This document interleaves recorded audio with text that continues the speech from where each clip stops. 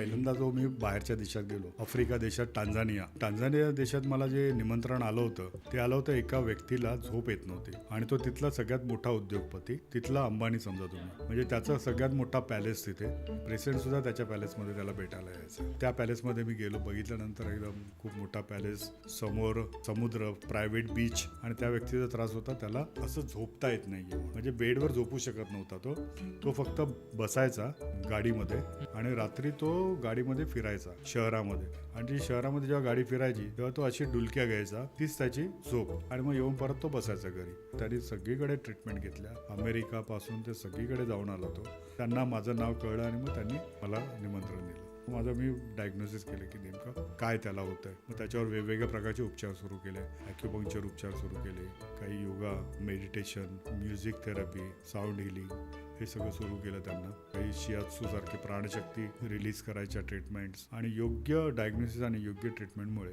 तिसऱ्या दिवशी तो व्यक्ती झोपायला लागली. तिसऱ्या दिवशी ती व्यक्ती झोपली, आडवी झाली, झोपली.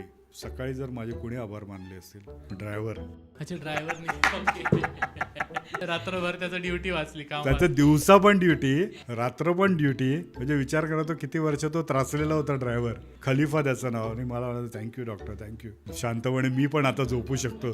आणि ही गोष्ट आहे 2002 मधली. ही बातमी सगळी पसरली. मग तिथले हेल्थ मिनिस्टर आल्या, प्राईम मिनिस्टर आले, सभापती आले, आणि एका व्यक्तीसाठी मी गेलो होतो आणि जवळजवळ मी 14 पेशंट्स इकडे पाहिले रोज. आणि आश्चर्य म्हणजे सगळ्यांना बरं वाटायला लागलं.